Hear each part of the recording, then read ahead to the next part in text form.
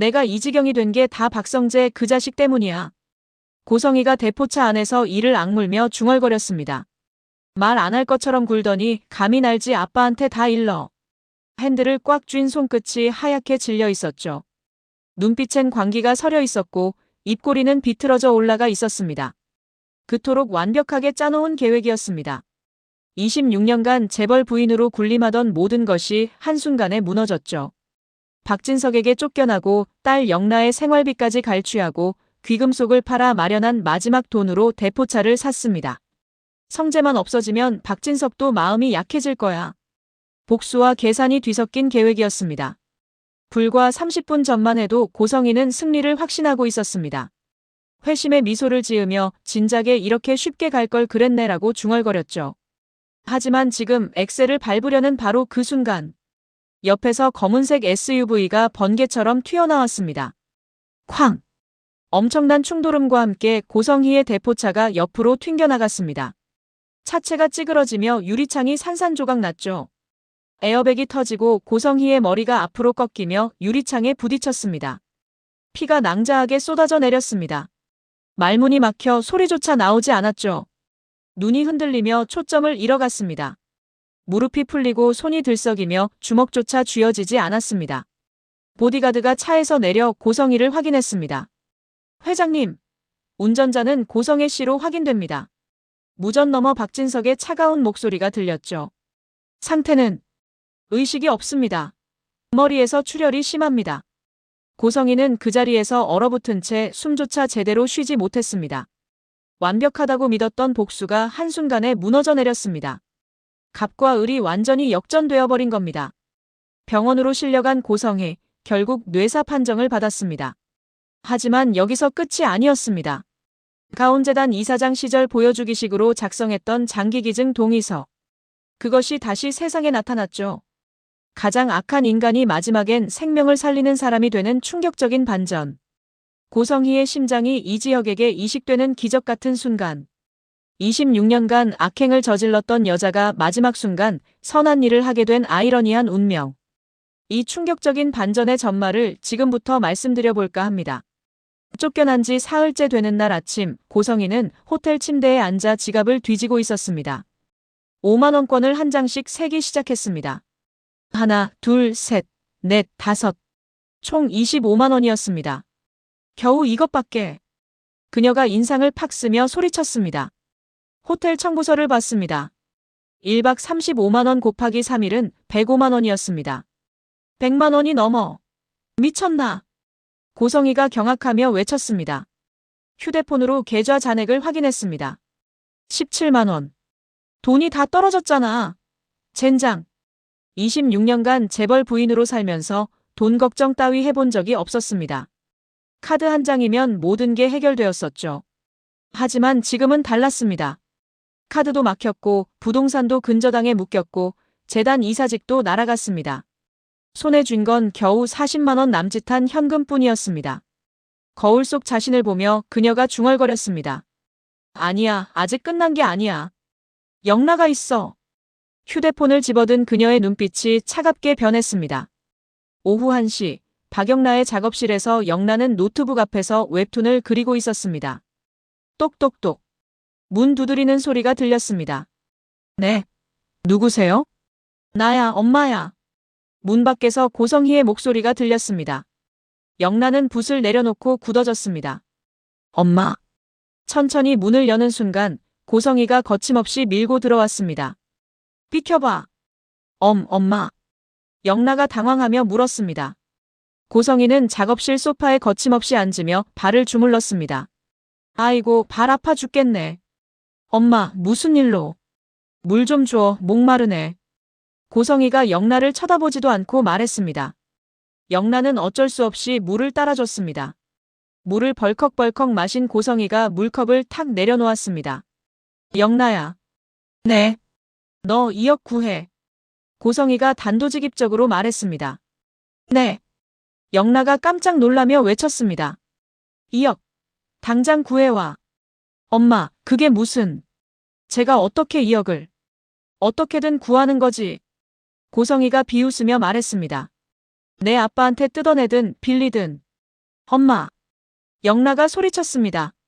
박영라. 고성이가 목소리를 높였습니다. 내가 널 어떻게 키웠는데. 그건. 근데 제가 2억을. 영라가 당황하며 말을 더듬었습니다. 고성이가 벌떡 일어서며 영라에게 다가갔습니다. 좋은 것만 입히고 먹이고 가르쳤어. 너한테 들어간 돈만 수십억, 아니 수백억이야.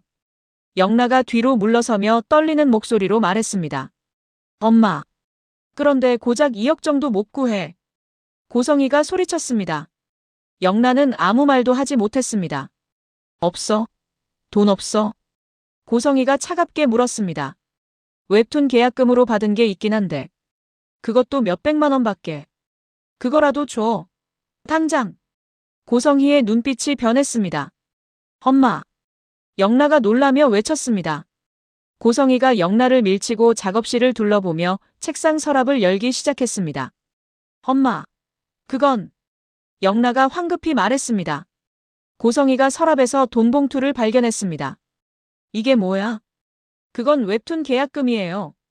영라가 다급하게 말했습니다. 앞으로 6개월 생활비예요. 생활비? 고성희가 비웃으며 말했습니다. 그런 거 나중에 또 벌면 되잖아. 엄마. 영라가 외쳤습니다. 고성희가 봉투를 열어봤습니다. 5만원권 60장, 총 300만 원이었습니다. 300만 원? 보자. 고성희가 실망한 표정을 지었습니다. 엄마. 그게 제 전부예요. 영라가 눈물을 참으며 말했습니다. 부족하긴 하지만 일단 가져간다. 고성희가 돈을 가방에 넣으며 말했습니다. 엄마. 영라가 떨리는 목소리로 불렀습니다. 고성희가 돌아서며 차갑게 말했습니다. 너 아빠한테서 2억 구해내. 아프거나 사고 쳤다고 뻥쳐서라도. 못 구해오면 너도 알지. 그녀는 가방을 메고 문을 향해 걸어갔습니다. 문을 박차고 나가는 고성희. 혼자 남은 영라는 소파에 주저앉아 눈물을 흘렸습니다. 엄마. 당신은 대체. 영라는 흐느끼며 중얼거렸습니다. 언제는 내 미래를 걱정하는 척하더니 이게 엄마의 진짜 모습이었구나. 오후 3시 거리의 귀금속 상점 앞에 고성희가 섰습니다. 목걸이, 귀걸이, 반지를 꺼내보며 중얼거렸습니다. 이것들이라도 팔아야지. 상점 문을 열고 들어갔습니다. 30분 후 상점에서 나온 고성희의 손에는 현금 봉투가 들려 있었습니다. 500만 원. 이것밖에 안 돼? 총 800만 원. 영라에게서 뜯어낸 300만 원과 귀금속을 판 500만 원이었죠. 턱없이 부족했습니다. 박진석, 그 자식이 날 이렇게 만들었어. 고성희가 분노에 떨며 중얼거렸습니다. 오후 4시 법무법인 상담실에서 고성희는 변호사 앞에 앉았습니다. 그러니까 남편분이 부동산의 근저당을 설정했고 이혼도 거부하고 계신다는 말씀이죠? 변호사가 정리하며 물었습니다. 네. 그게 말이 됩니까? 고성희가 소리쳤습니다. 제 명의 부동산인데요. 이 근저당이 부인 명의의 인감과 동의서로 설정된 걸로 나와 있는데요. 변호사가 서류를 보며 말했습니다. 그게 위조된 거라고요. 고성희가 외쳤습니다. 인감 위조를 입증하기가 쉽지 않습니다. 변호사가 조심스럽게 말했습니다. 특히 남편분이 대기업 회장이시라면요. 그럼 이혼 소송은요? 재산 분할은 받을 수 있잖아요. 고성희가 답답해하며 물었습니다. 부인께서 26년 동안 결혼 사실을 속이셨다는 게 사실입니까? 이미 박진석이 고성희가 갈만한 법무법인에다가 충분히 압박을 넣어둔 상태였죠. 변호사가 조심스럽게 물었습니다. 그게 무슨 상관이에요? 고성희가 소리쳤습니다. 유책 배우자로 판단될 가능성이 높습니다. 변호사가 설명했습니다. 그렇게 되면 재산 분할이.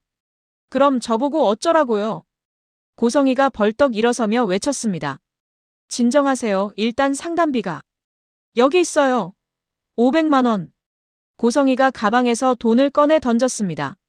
소송 금액이 커서 이 돈으로는 뭘 해볼 수도 없습니다. 됐어요. 그냥 접수나 해주세요. 고성희가 소리쳤습니다. 오후 5시 슈조이 그룹 회장실 앞에서 고성희는 심호흡을 했습니다. 좋아. 마지막으로 한 번 더. 그녀가 중얼거리며 문을 벌컥 열고 들어갔습니다. 부인. 약속 없이는. 비서가 말리려 했지만 고성희는 손을 휘두르며 소리쳤습니다. 비켜!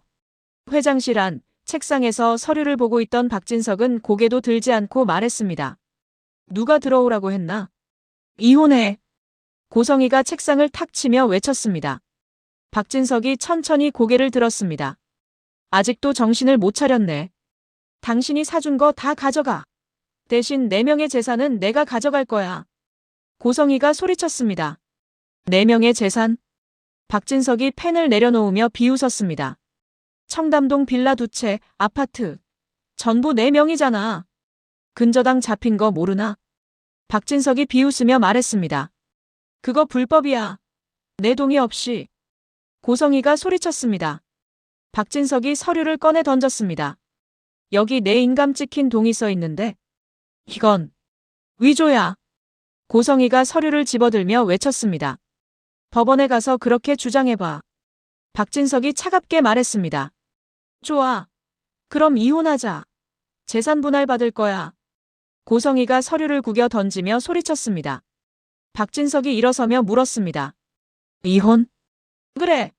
26년 아내로 살았어. 재산의 반은 내 거야. 너 정말 모르는구나. 박진석이 고성희에게 천천히 다가가며 차갑게 속삭였습니다. 뭘? 고성희가 물었습니다. 난 너랑 이혼 안 해. 박진석이 단호하게 말했습니다. 뭐? 고성희가 놀라며 외쳤습니다. 평생, 죽을 때까지. 박진석의 목소리가 얼음장처럼 차가웠습니다. 무슨 소리야?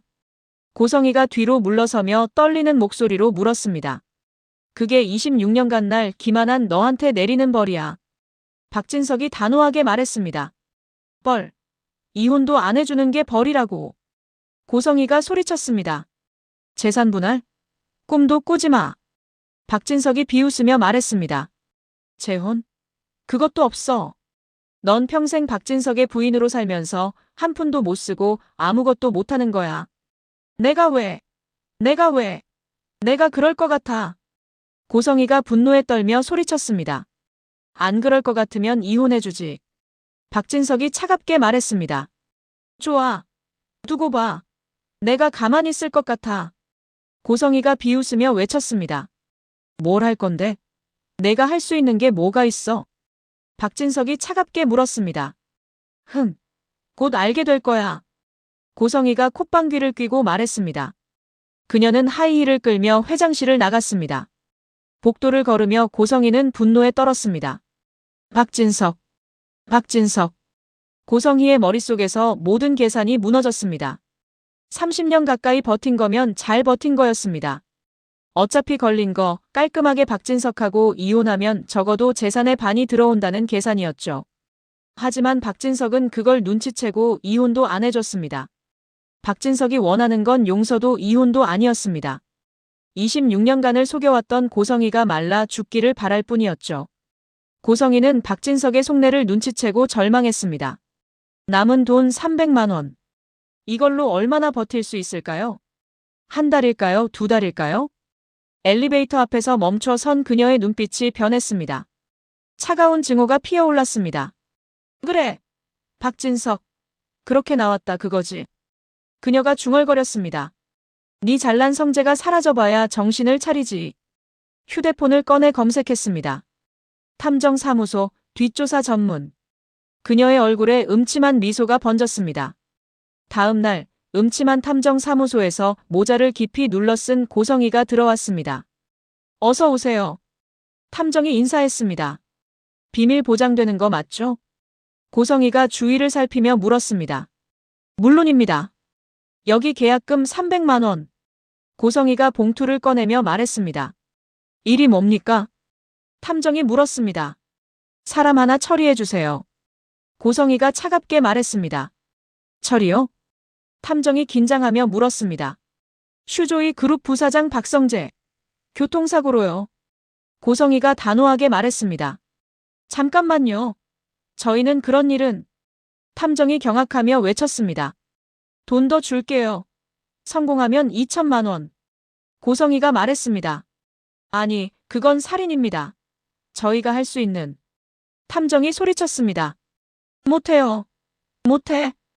고성이가 테이블을 탁 치며 외쳤습니다. 네. 죄송하지만. 쳇. 무능한 놈들. 고성이가 비웃으며 말했습니다. 돈봉투를 집어들고 일어난 그녀가 말했습니다. 좋아. 니들이 못하면 내가 하면 되지. 사무실을 박차고 나가는 고성희의 눈빛이 차갑게 빛났습니다. 성재를 죽이면 2마리 토끼를 잡는 거였습니다. 첫째, 박진석에게 복수. 둘째, 성재가 박진석에게 자신의 비밀을 일러 바쳤으니 성재가 죽고 박진석이 큰 충격을 받으면 마음이 약해질 거라는 계산. 꿩 먹고 알 먹기였죠. 진작에 이렇게 쉽게 갈 걸 그랬네. 고성희가 회심의 미소를 지으며 중얼거렸습니다. 같은 날 오후 중고차 매매단지에서 고성희는 차량들 사이를 돌아다녔습니다. 어떤 차를 찾으세요? 중고차 딜러가 물었습니다. 싸고 빠른 차요. 등록 안 된 차. 고성희가 대답했습니다. 등록 안 된 차요? 그건 대포차. 딜러가 의심하며 물었습니다. 알아요. 그거 원해요. 고성희가 단호하게 말했습니다. 현금으로 하시면 250만 원입니다. 좋아요. 고성희가 돈을 꺼내며 말했습니다. 한편 그날 밤 차철민은 잠을 이룰 수가 없었습니다. 침대에서 뒤척이던 그의 눈앞에 흐릿한 장면들이 펼쳐졌습니다. 해질 무렵의 슈조이 본사 앞. 회사에서 나오는 박성재가 전화를 하며 걷고 있었습니다. 갑자기 굉음과 함께 검은색 차량이 박성재를 향해 돌진했습니다. 쾅! 박성재가 튕겨나가며 공중으로 날아가는 슬로우 모션. 피가 낭자한 얼굴, 부러진 다리. 차량 운전석에는 모자를 깊이 눌러 쓴 여자, 고성희. 차가운 미소를 지으며 말했습니다. 박진석, 이제 내 차례야. 헉, 헉. 차철민이 식은땀을 흘리며 벌떡 일어났습니다. 시계를 확인하니 새벽 4시 17분. 또 이 꿈이야. 떨리는 손으로 물컵을 집으며 중얼거렸습니다. 차철민은 어릴 적부터 이상한 꿈을 꿔왔습니다. 아직 일어나지 않은 일들, 미래의 사고들. 10년 전 회사 동료의 교통사고를 꿈에서 봤지만 아무에게도 말하지 않았습니다. 그리고 일주일 후 그 동료는 정말로 교통사고로 세상을 떠났죠. 그날 이후 차철민은 후회 속에서 살았습니다. 이번엔 꼭 막아야 해. 그의 눈빛이 단호하게 변했습니다. 오전 10시 AP그룹 이지혁 대표실 문이 노크 소리와 함께 열렸습니다. 들어와요. 서류를 보고 있던 지혁이 말했습니다. 조심스럽게 문을 연 차철민이 다급한 표정으로 들어왔습니다. 대표님, 급한 얘기가 있습니다. 네, 철민 씨 뭔데요? 지혁이 고개를 들며 물었습니다. 대표님 친구분 슈조이 부사장 있잖습니까? 차철민이 다급하게 말했습니다. 좀 위험한 것 같습니다. 성재가 무슨 소리예요? 지혁이 당황한 표정을 지었습니다. 죽습니다. 박성재 부사장님 죽어요. 차철민의 목소리가 절박했습니다. 뭐라고요? 지혁이 놀라며 외쳤습니다. 제가 꿈을 꿨습니다. 교통사고로 차에 치여서요. 차철민이 간절하게 말을 이었습니다. 꿈이요? 지혁이 의아한 표정을 지었습니다. 대표님, 저 미친 사람 아닙니다. 차철민이 목소리를 높였습니다. 저는 가끔씩 이런 꿈을 꿔요. 아직 갈 순서가 아닌데 큰 사고가 나게 되면요. 그래서 사고를 막을 수도 있다고요. 그 꿈은 한 번도 틀린 적이 없습니다. 지혁은 차철민을 바라봤습니다. 진지한 얼굴, 떨리는 목소리. 하지만 그는 믿을 수 없었습니다. 예지몽이라니요? 철민 씨가 신기 있는 줄 알았는데 헛다리 짚었구나. 자신이 곧 죽을 심장병인 것도 모르면서 말이죠. 철민 씨, 요즘 업무 스트레스가 심하시죠? 지혁이 부드럽게 말했습니다. 휴가 좀. 대표님. 차철민이 실망한 표정을 지었습니다. 성재는 괜찮을 겁니다. 걱정 마세요. 지혁이 고개를 절레절레 저으며 말했습니다. 대표님, 제발 믿어주세요. 차철민이 애원했습니다. 철민 씨, 꿈은 그냥 꿈일 뿐이에요. 지혁의 단호한 말에 차철민은 좌절했습니다. 네. 죄송합니다. 그는 고개를 숙이고 대표실을 나갔습니다. 복도를 걷던 차철민은 주먹을 꽉 쥐었습니다. 안 믿으시는구나. 그는 중얼거렸습니다. 하지만 곧 큰일 날 사람을 알고서 가만히 있을 수 없었습니다. 몇 번이나 막을 수 있었던 사고를 막지 못했던 과거가 떠올랐습니다. 생각에 꼬리를 물던 차철민은 하나 방법을 생각했습니다. 박성재의 아버지 슈조이 회장 박진석에게 직접 말하는 거야. 휴대폰을 꺼냈습니다. 슈조이 그룹 대표 번호. 오전 10시 10분 슈조이 그룹 회장실에서 비서가 전화를 받았습니다. 네, 슈조이 그룹입니다. 회장님 좀 바꿔주실 수 있나요? 떨리는 남자 목소리가 들렸습니다. 회장님은 지금 회의 중이십니다. 무슨 일이신지 먼저. 급합니다. 박성재 부사장님 관련인데요. 차철민이 다급하게 외쳤습니다. 성재 부사장님요? 그럼 부사장님께 연결해. 아니요. 회장님께 직접 말씀드려야 해요. 차철민이 소리쳤습니다. 부사장님 목숨이 위험합니다. 실례지만 어느 분이신지. 비서가 경계하는 목소리로 물었습니다. AP그룹 직원입니다. 차철민이라고 합니다. 잠시 망설이던 비서가 내선 전화를 걸었습니다. 회장님, AP그룹에서 전화 왔는데 부사장님 목숨이 위험하다고. 뭐라고? 연결해. 전화 너머 박진석의 목소리가 들렸습니다. 통화가 연결되었습니다. 여보세요, 박진석입니다. 박진석의 차분한 목소리가 들렸습니다. 회장님. 차철민이 떨리는 목소리로 말했습니다. 제 이름은 차철민이라고 하고 AP그룹에 다니고 있습니다. 무슨 일인가? 박성재 부사장님이 위험합니다. 차철민이 외쳤습니다. 뭐라고? 박진석의 목소리에 긴장감이 실렸습니다. 죽습니다. 교통사고로 죽어요. 당신 지금 무슨 소리를 하는 건가? 박진석이 경계하며 물었습니다. 협박인가? 아닙니다. 제가 꿈을 꿨습니다. 차철민이 절박하게 외쳤습니다. 부사장님이 차에 치이는 그 꿈은 한 번도 틀린 적이 없어요. 꿈이라고. 박진석의 목소리에 의심이 담겼습니다. 회장님, 저 미친 사람 아닙니다. 차철민이 울먹이며 말했습니다. 제 꿈은 미래를 봅니다. 며칠 후입니다. 며칠 후 오후 6시쯤 회사 앞에서요. 말도 안 되는. 박진석이 말을 끊었습니다. 제발요. 제발 믿어주세요. 차철민이 애원했습니다. 부사장님 주의를 조심시키세요. 특히 차량 주변을요. 나흘 후입니다. 나흘 후 오후 6시쯤요. 회사 앞에서요. 차철민이 다급하게 말했습니다. 뚝 전화가 끊겼습니다. 안 믿으시는구나. 차철민이 절망하며 중얼거렸습니다. 하지만 박진석은 생각에 잠겼습니다. AP그룹 직원이라고 해서 전화를 받아봤더니 내가 지금 무슨 헛소리를 들은 거야? 말도 안 되는 얘기였습니다. 예지몽이라니요. 하지만 왜 하필 교통사고라고 했을까요? 문득 어제 회장실에서 쫓겨난 고성희의 얼굴이 떠올랐습니다. 분노와 증오로 일그러진 그녀의 마지막 표정. 좋아. 두고 봐. 내가 가만히 있을 것 같아. 설마 그 여자가 우리 성재한테 무슨 해코지를? 박진석은 곰곰이 생각했습니다. 그러고 보니 성재는 이미 고성희의 악행을 알고 있었죠. 그것에 대한 안갚음이라면? 여기까지 생각이 미치자 박진석은 내선을 눌렀습니다. 이 과장. 네, 회장님. 당장 보안팀장 불러. 10분 후 회장실에 보안팀장이 들어왔습니다. 부르셨습니까? 박성재 부사장 주변에 보디가드 붙여. 박진석이 명령했습니다. 보디가드요? 보안팀장이 놀라며 물었습니다. 물어보지 말고 그냥 해. 당장. 박진석이 단호하게 말했습니다. 그리고 성재 본인은 모르게. 알겠습니다. 보안팀장이 고개를 숙였습니다. 이거 잘 들어. 박진석이 차갑게 말했습니다. 만약 성재에게 해코지 하려는 사람이 나타나면 정당방위 선에서 똑같이 해줘. 회장님. 보안팀장이 경악했습니다. 내 아들을 건드리려는 놈이 있다면 그 놈도 똑같이 당해야 한다는 뜻이야. 박진석의 목소리에는 살기가 서려 있었습니다. 알겠습니다. 성재 출퇴근 시간, 동선 모두 파악해서 24시간 경호해. 박진석이 명령했습니다.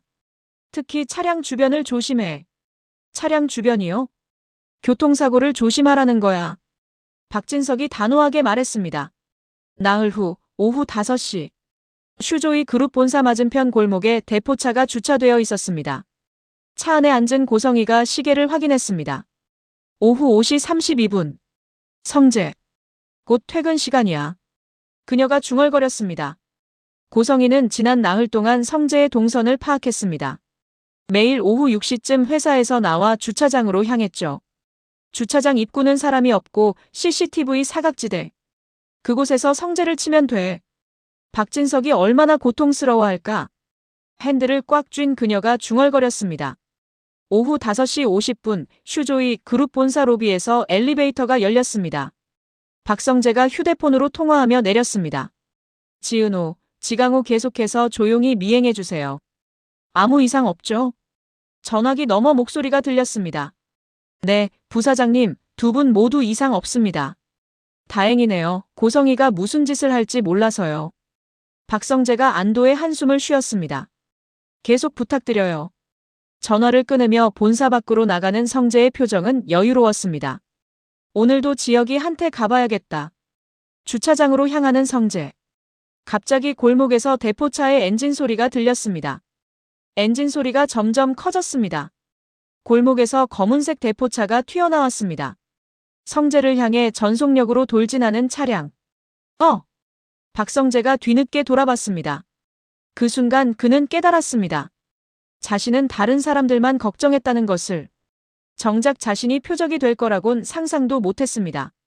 바로 그 순간 옆에서 검은색 SUV가 튀어나와 대포차의 측면을 강하게 들이받았습니다.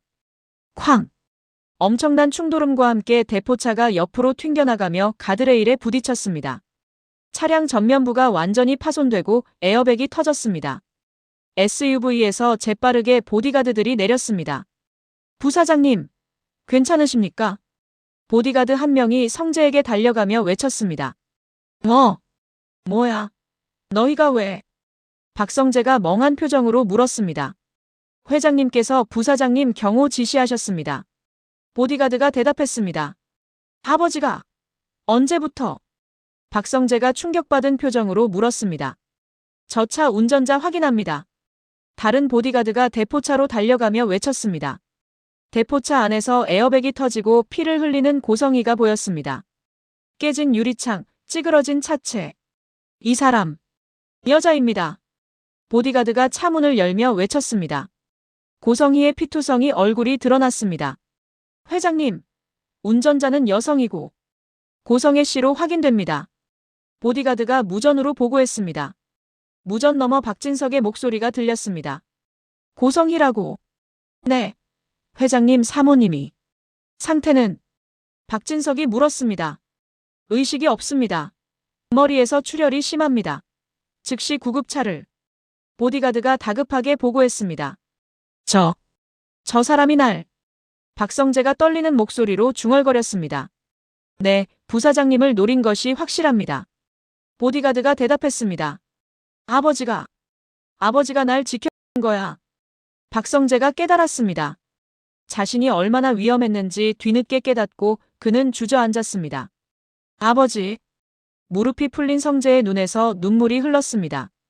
119 구급차의 사이렌 소리가 가까워졌습니다. 오후 7시 병원 응급실로 고성희가 실려왔습니다. 환자 상태 심각합니다. 의사가 소리쳤습니다. 두개골 골절에 뇌출혈입니다. 혈압 떨어지고 있습니다. 간호사가 보고했습니다. 수술 준비. 의사가 명령했습니다. 오후 7시 30분 병원 복도에서 박진석은 수술실 문을 바라보고 서 있었습니다. 성재를 죽이려 했습니다. 내 아들을. 26년을 속인 것도 모자라 이제는 살인까지. 수술실 문이 열리고 의사가 나왔습니다. 환자 보호자이십니까? 네. 박진석이 대답했습니다. 환자분이 뇌사 상태입니다. 의사가 조심스럽게 말했습니다. 뇌사라고요? 두개골 골절로 인한 뇌출혈이 심각합니다. 의사가 설명했습니다. 뇌간 기능이 정지되었고 회생 가능성이 없습니다. 결정을 내리셔야 합니다. 생명 유지 장치를 계속할 것인지. 연명 치료하지 마세요. 박진석이 단호하게 말했습니다. 하지만 법적으로 필요한 서류 다 처리하겠습니다. 박진석이 단호하게 말했습니다. 다음 날 오전 병원 중환자실에서 고성희는 생명 유지 장치에 연결되어 있었습니다. 창밖을 보고 서 있는 박진석의 뒤로 문이 열렸습니다. 아빠. 눈물을 흘리며 들어오는 영나였습니다. 영나야. 엄마. 엄마. 영나가 고성희의 침대로 가며 흐느꼈습니다. 고성희의 손을 잡고 영나가 울었습니다. 엄마 나빴지만 그래도 엄마였어요. 1시간 후 의사가 중환자실에 들어왔습니다. 회장님, 한 가지 말씀드릴 게 있습니다. 뭡니까? 박진석이 물었습니다. 환자분의 의료 기록을 확인하던 중에 이런 서류를 발견했습니다. 의사가 서류를 건넸습니다. 이건 박진석이 서류를 보며 중얼거렸습니다. 장기기증 동의서입니다. 의사가 설명했습니다. 가온재단 이사장 재임 시절에 작성하신 것 같습니다. 장기기증이라고요? 박진석이 놀라며 물었습니다. 여기 보시면 가까운 혈연 관계자에게 우선 기증이라고 명시되어 있습니다. 의사가 설명했습니다. 엄마가 장기기증을. 영나가 서류를 보며 놀랐습니다. 물론 유족분들의 동의가 있어야 합니다만 의사가 조심스럽게 말했습니다. 심장도 포함됩니까? 박진석이 물었습니다. 네, 모든 장기가 포함됩니다. 의사가 대답했습니다. 박진석은 잠시 생각에 잠겼습니다. 그날 오후 2시 중환자실에서 생명유지장치에 연결된 고성희의 눈이 미세하게 떨렸습니다. 의식은 거의 없었지만 눈은 미세하게 움직이고 있었죠. 문이 열리고 박진석이 들어왔습니다. 간호사에게 고개를 끄덕이며 혼자 있게 해달라는 신호를 보냈습니다. 침대 옆에 선 박진석이 차가운 목소리로 말했습니다. 고성희. 고성희의 눈이 미세하게 움직였습니다. 들리나? 들린다면 대답은 안 해도 돼. 어차피 말도 못하겠지. 침대 난간을 잡은 박진석이 말했습니다. 26년이었어. 26년 동안 날 속였지. 고성희의 눈에서 눈물 한 방울이 떨어졌습니다. 그대가야 이게. 내가 지금 누워있는 이 침대가. 잠시 침묵이 흘렀습니다. 성재를 죽이려 했어. 내 아들을. 내가 감히. 박진석이 소리쳤습니다. 고성희의 손가락이 미세하게 떨렸습니다. 실패했어. 넌 항상 실패해. 인생 전체가 실패였으니까. 박진석이 비웃으며 말했습니다. 고성희의 눈에서 눈물이 계속 흘렀습니다. 이제 너는 아무것도 아니야. 재산도 지위도 이름도 아무것도. 박진석이 차갑게 말했습니다.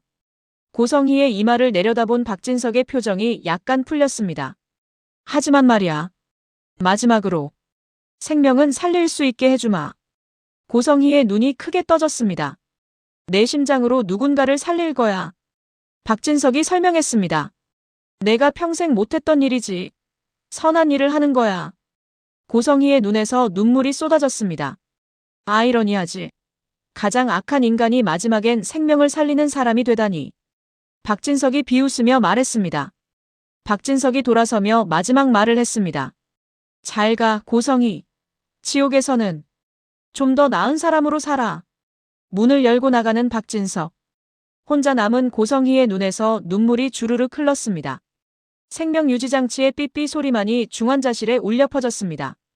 고성희의 눈이 천천히 감겼습니다. 그날 저녁 병원 12층 상담실에서 박진석과 이상철이 책상을 사이에 두고 마주 앉았습니다. 오시느라 수고하셨습니다. 박진석이 인사했습니다. 무슨 일입니까? 우리 지혁이가. 이상철이 다급하게 물었습니다. 이상철 씨, 지혁 씨가 심장 이식이 필요하다는 것 알고 계십니까?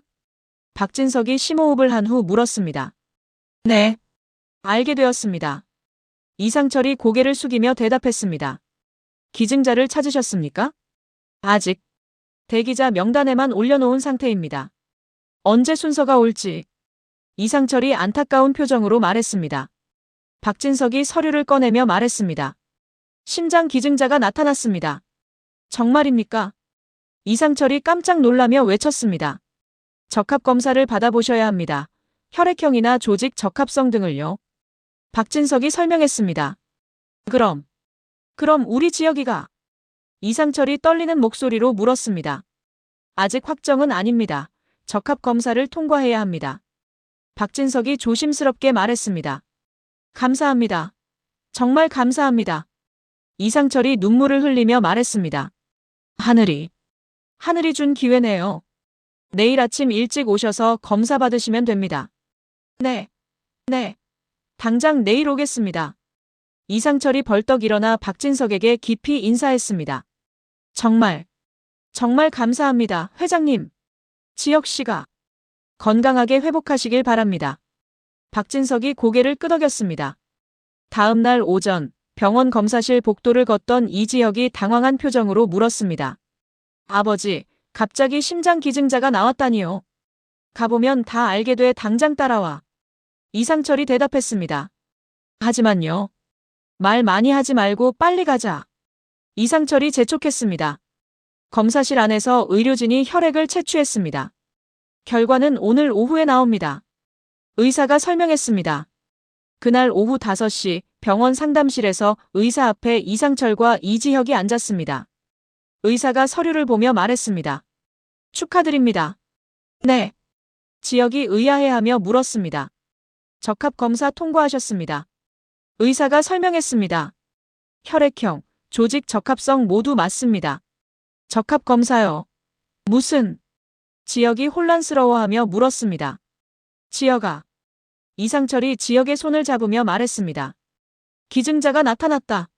뭐라고요? 지혁이 경악하며 외쳤습니다. 심장 기증자가 있습니다. 의사가 설명했습니다.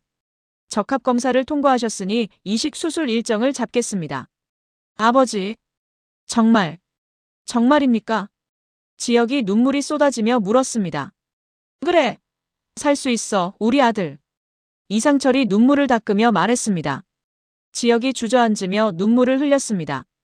감사합니다. 수술은 모레 오전으로 잡겠습니다. 준비하시죠. 의사가 말했습니다. 저녁 병원 복도를 걷던 이지혁은 휴대폰을 꺼내 은호에게 전화를 걸었습니다. 은호야. 전화 너머 은호의 목소리가 들렸습니다. 나 살 수 있을 것 같아. 지혁이 눈물을 참으며 말했습니다. 뭐라고요? 은호가 놀라며 물었습니다. 기증자가 나타났어. 심장이식. 할 수 있대. 지혁이 설명했습니다. 선배. 정말이에요. 은호가 울먹이며 물었습니다. 응, 정말이야. 나 이제 너랑 오래 함께 할 수 있을 것 같아. 선배. 은호가 눈물을 흘리며 말했습니다. 미안해, 은호야. 그동안 숨겨서. 지혁이 사과했습니다. 이제 괜찮아요. 이제 살 수 있잖아요. 은호가 말했습니다. 자정, 병원 옥상에서 박진석은 난간에 기대 서서 밤하늘을 보았습니다. 26년을 속인 여자였습니다. 내 아들을 죽이려 했던 여자였죠. 하지만 마지막 순간에 생명을 살리는 사람이 되었습니다. 고성희, 당신은 결국 무엇이었습니까? 하늘을 올려다본 박진석이 중얼거렸습니다. 내가 평생 못했던 선한 일을 마지막에 하는구나. 카메라가 천천히 밤하늘로 올라갔습니다. 어떤 이의 마지막이 누군가에게는 새로운 시작이 됩니다. 가장 어두웠던 순간에 기적은 찾아왔습니다. 그리고 화려한 날들은 이제 시작됩니다. 구독과 좋아요는 제가 영상을 제작하는 데 큰 힘이 됩니다. 구독, 좋아요.